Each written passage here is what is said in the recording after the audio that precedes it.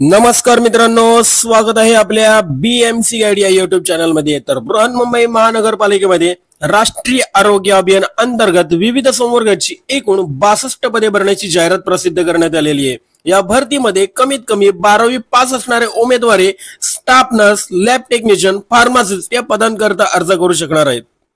महत्त्वाची गोष्ट सांगायची तर या सर्व पदांकरता तुमची कोणतीही लेखी एक्झाम घेतली जाणार नसून फक्त शैक्षणिक अर्हता, इंटरव्ह्यू आणि अनुभवावरून तुमची येथे निवड केली जाणार आहे। आणि जर तुमची येथे निवड झाली तर तुम्हाला दरमहा 17,000 ते 75,000 रुपयांपर्यंत पगार मिळणार आहे।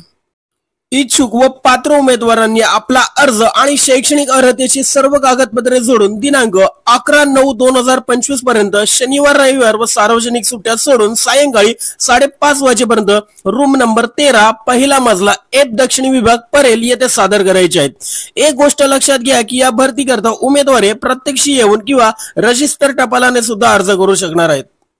तर सदर रिक्रुटमेंट मध्ये नक्की कोणती पदे भरली जाणार आहेत, तसेच सदर पदांची अर्हता व सदर पदांचे वेतन हे नक्की किती असणार आहे हे बघण्यापूर्वी जर तुम्ही आपल्या बीएमसी गाईड या युट्यूब चॅनलवर प्रथमच आला असाल तर बृहन्मुंबई महानगरपालिकेतील व इतर नोकरीबद्दलचे अपडेट सर्वप्रथम जाणून घेण्यासाठी आपल्या बीएमसी गाईड या युट्यूब चॅनलला सबस्क्राइब करून नोटिफिकेशन बेल आयकॉनला प्रेस करायला विसरू नका। तसेच सदर पदांच्या जाहिरातीची व अर्जाची पीडीएफ फाईल आपल्या बीएमसी गाईड या टेलिग्राम चॅनल वर तुमच्या माहितीसाठी सादर केलेली आहे। ती बघण्यासाठी आपल्या बीएमसी गाईड या टेलिग्राम चॅनलला जॉइन व्हा। टेलिग्राम चॅनलची लिंक तुमच्या माहितीसाठी खाली डिस्क्रिप्शन मध्ये दिलेली आहे।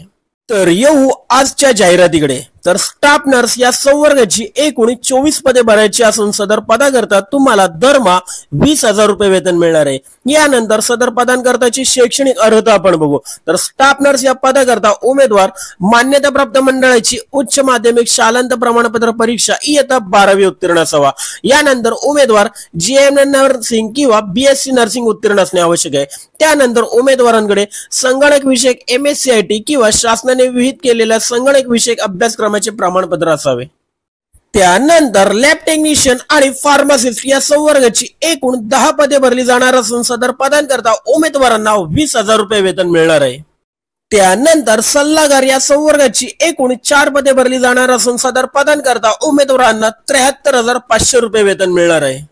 त्यानंतर बालरोग तज्ञ या संवर्गाची एकूण 3 पदे भरली जाणार असून सदर पदांकरता उमेदवारांना 75,000 रुपये वेतन मिळणार आहे। त्यानंतर मानसोपचार तज्ञ व बालरोग तज्ञ व्याख्याता सह प्रशिक्षक या संवर्गाची एकूण 2 पदे भरली जाणार असून सदर पदांकरता उमेदवारांना 75,000 रुपये वेतन मिळणार आहे। त्यानंतर वैद्यकीय अधिकारी या संवर्गाची एकूण 13 पदे भरली जाणार असून सदर पदांकरता उमेदवारांना 60,000 रुपये वेतन मिळणार आहे।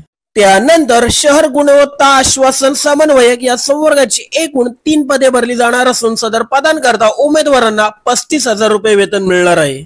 त्यानंतर सार्वजनिक आरोग्य व्यवस्थापक या संवर्गाची एकूण 3 पदे भरली जाणार असून सदर पदांकरता उमेदवारांना 32,000 रुपये वेतन मिळणार आहे।